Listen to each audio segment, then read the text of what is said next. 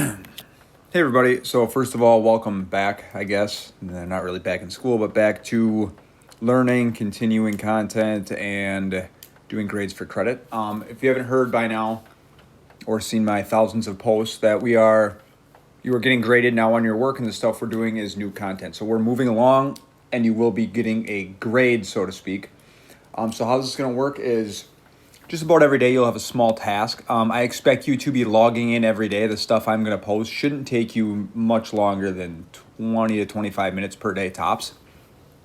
Some days be a little shorter, some days a little longer. If you have Wi-Fi issues, or if you can only access Wi-Fi 2 days a week or something along those lines, please be sure to contact me and let me know. I'm more than happy to work around your schedule or your Wi-Fi issues, but if I don't know you have them, I can't accommodate them. So if I don't hear from you, or if I don't hear something from one of the principals about your specific scenario, I can't do anything to accommodate that. Okay, so I will be posting, like I said, something every day. You'll have a video and probably 4 or 5 problems on most days to work on. And then I want you to submit all of your work via Google Classroom. I've posted a few times on how you do that. I don't want you to email it to me just because it's much easier for me to organize and record grades on Google Classroom than it is via email. So please, I would get used to practicing submitting your work via Google Classroom. You will get grades in Skyward. On most days, you will have a grade. Each assignment will just be on a 1 point. It'll be 1 point or 0 point. Sometimes I might give someone a 0.5, but for the most part, it'll be a 1 or a 0. And then after a section or after every 2 sections, there will be some sort of assessment. I'm not stupid. I can't monitor you. So yes, I encourage you to use the videos and use the notes. Those will be out of 5 points usually. And being that grades are pass incomplete, if you get a 3 out of 5, 3 or higher out of 5, you get a pass on the quiz. If you get an incomplete, you can retake it. I want to help you out. I want you to succeed in this weird new format. So anything I can do, just reach out to me or reach out to Miss Monroe, and we will do whatever we can to help you. Okay, so today we are, one more thing actually. So I cut out probably 60 to 70% of the stuff I was going to teach you, and the stuff I am going to teach you, I'm just going to get the important stuff. So think of like here, I'll even draw it for you. Think of here's all the content we were supposed to teach. That's a terrible line. Everything in red is what I'm not going to teach you. So right now, everything in that circle is everything I was going to teach you. Now I'm cutting out everything that's in red on your screen right now. So I'm only teaching the stuff in the blue. And of the stuff in the blue, I'm only teaching you the really important parts. So I cut out a whole bunch of stuff. All right. So today we are talking about linear inequalities. You've all seen this before in Algebra 1 and probably geometry, to be honest. So let's just break down the word linear. Linear, the base root of linear is a line, and the equation of a line, is y equals mx plus b. However, the word inequality means not equal. So all we're going to do is we're going to take that y equals mx plus b, and we're going to change that equal sign to something else. So again, a linear equality is in the form, y equals mx plus b. A linear inequality is in the same form, y mx plus b, but this changes. To make it an inequality, we have 4 different signs we can use. We can use less than, we can use greater than, or we can use less than or equal to, or greater than or equal to. Now, if you have troubles remembering which ones are less than and which ones are greater than, the 2 that are less than, if you tilt your head to the right a little bit, this kind of looks like an L. That's a less than sign, okay? I didn't talk about this either. Sorry, I'm kind of bouncing around. But some days I'll have traditional note sheets. Some days it's just going to be easier to kind of throw it all on a note like this and then upload it. I will upload the video and I'll upload the finished product so you can follow along on both. But I'd say for the most part, we're not going to have traditional note sheets just because a lot of people don't have means to print them. Okay, so again, the difference between an equality and an inequality is the equals, is y equals mx, is the equal sign versus the inequality symbol. If it's an equality, it has an equal sign. If it's an inequality, it has a less than or a greater than, or a less than or equal to, or greater than or equal to. So just so we're all aware, this is less than or equal to. That little line underneath, the red line right there, means or equal to. This one that I'm putting the green arrow towards, this is greater than or equal to. Now, I'm going to add a grid to this. We are actually going to graph these today. Now, here's another struggle. A lot of us don't have graph paper like this. So when you are doing your problems, I would encourage you just to sketch a graph. I will make them so they're somewhat easy to graph. I'm not going to put a bunch of decimals and a ton of fractions and stuff like that. But I would just draw a rough sketch of your graph. So the first thing I'm going to do is I'm going to graph this line. I'm going to graph, let's go y equals 2x minus 3. So if I graph this line, this is an equality. Again, it's an equality because it has an equal sign. So minus 3, that y equals mx plus b. I'll write that up here. Y equals mx plus b. The b tells me where I start on the y-axis. So I'm going to start down 3. It's a negative 3, so I start down 1, 2, 3. I start right there. The m value is my slope. It's a positive slope. So I'm going to go up 2, right 1, up 2, right 1. And now I'm going to connect my dots. That's it. I graphed the line, right?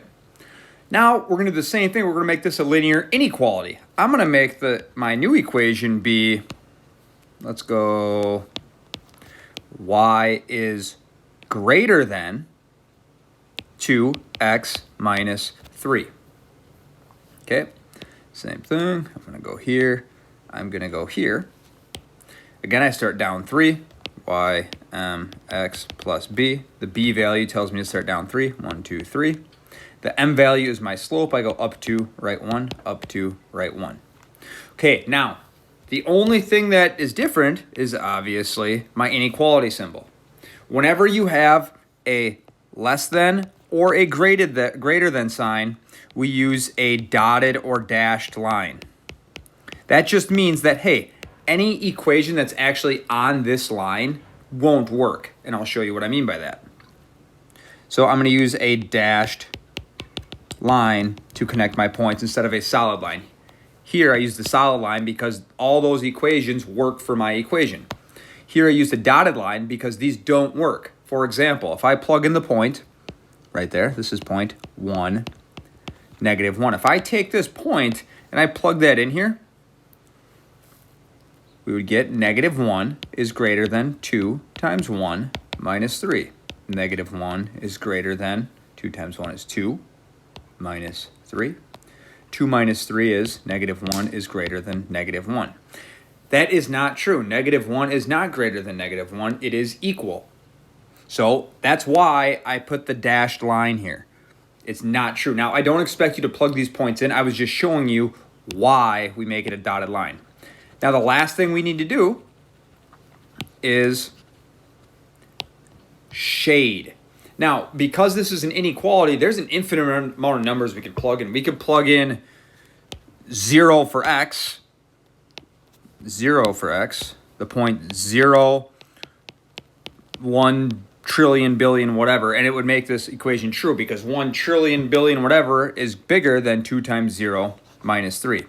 The easy way to do this, and this is a very, very easy way, I would always use this way, is, I'll even write it out.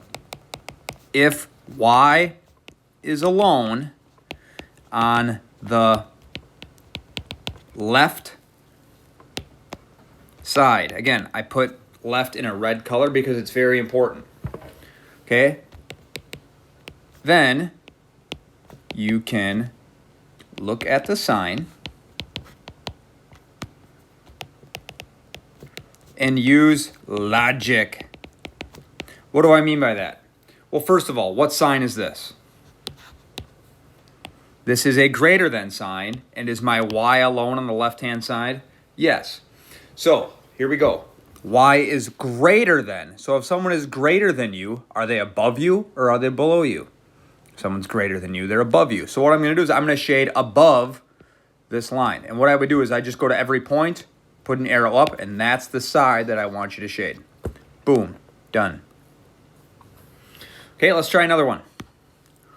Let's do y is less than negative 3x plus 1. Okay, here we go. We're going to start by graphing the line, just as is. So I'm going to start up 1 because it's x plus b. My b value tells me to start up 1. My m, my slope, I'll do this in a different color so it's easy to see. My slope is negative, so I go down 3, 1, 2, 3, right 1. Down 3, 1, 2, 3, right 1. The next thing I need to do is look at my sign. Is this a less than or greater than, or is it greater than or equal to? This is a, oh boy, less than sign. That means I should have a dashed line. What would make it a solid line? Again, less than or equal to or greater than or equal to, those are solid lines. This line underneath tells you it's a solid line. Does this one have a line underneath? Does this equation that the arrow is pointing to, that I'm kind of reshading in, does that sign have a line underneath? No. That tells you my line is going to be dashed. Okay, the next thing I need to do is decide, hey, which side do I shade on this? Above the line or below? Well, you can look and see, okay, my y is alone on the left-hand side. Again, if y is on the left side alone, you can look at the sign and use logic. So y is on the left side, it's by itself. There's nothing connected to the y, it's the only thing on the left-hand side. My sign is a less than sign, so if someone is less than you, are they above you or below you? You should say below. Boom. So I'm going to shade everything below the line. All of this would be my solution. Okay, 2 more today, and that's going to be about it. Okay, next up, I'm going to do, this is number 4. I am going to do y is greater than or equal to 3. Okay, well, we start in the form y x plus b, but there's no x. So what the heck do I do? Well, remember, we have a little trick for anything where there's just one variable. So again, when there's just one variable,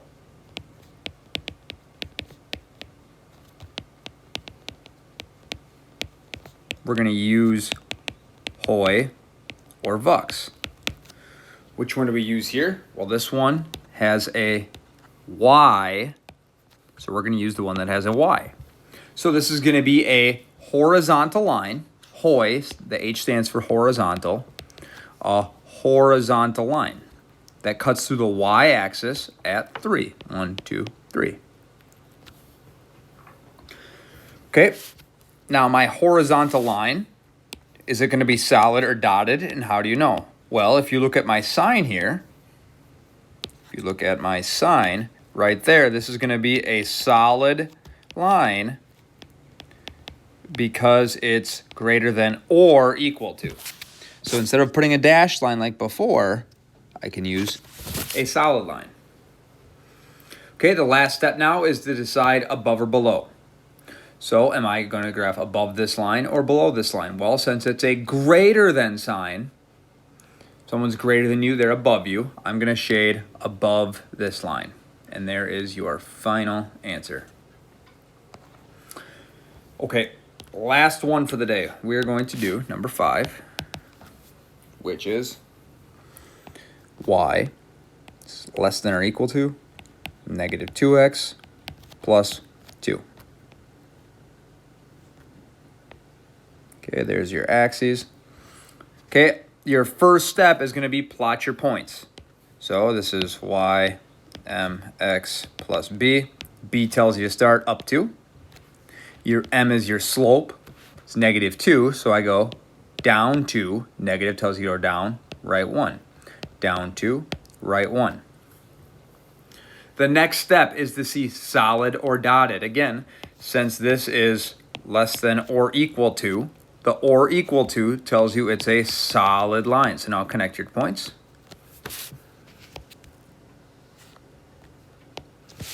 My last step is say, hey, do I got a shade above or below this? So in order to figure that out, what I'm going to do is I'm going to say, hey, well, is my y alone on the left-hand side? Yes, it is. The next step is to use logic. So this is a less than sign, technically less than or equal. That's why it's solid. The or equal tells you solid. The less than tells you to shade below. Again, if someone's less than you, they are under you. So I'm going to shade below each of these points. That means everything underneath this line is part of my solution. Okay, so just to recap, here are your steps when graphing linear inequalities. The first step is to plot your points. How do we do that? We're going to use y equals mx plus b. We're going to use Hoy, or we could use Vux. I didn't do an example with Vux, but it's the same concept as Hoy. If it's an x equation, it's going to be a vertical line. The second step is figure out if it's a solid line, excuse me, or a dotted line. How do you determine? A dotted line is going to be a less than or a greater than. A solid line is going to be less than or equal to or greater than or equal to. The third step is to determine your shading. So you can use the logic trick only when y is alone on the left. So if it's a less than or less than or equal to, you shade below. If it's a greater than or equal to or a greater than, you shade above the line. Okay, I will post probably 4 or 5 problems. I haven't quite decided when I'm going to make all these due. I'm thinking since I assigned this on Tuesday, they will be due by Wednesday at 3 o'clock. I'm going to put Wednesday at 3 o'clock as the due date. Again, if you have issues with Wi-Fi or you can only connect to the computer during certain days, just let me know and I'm more than happy to kind of work around things with you, but I got to know that in order to do that.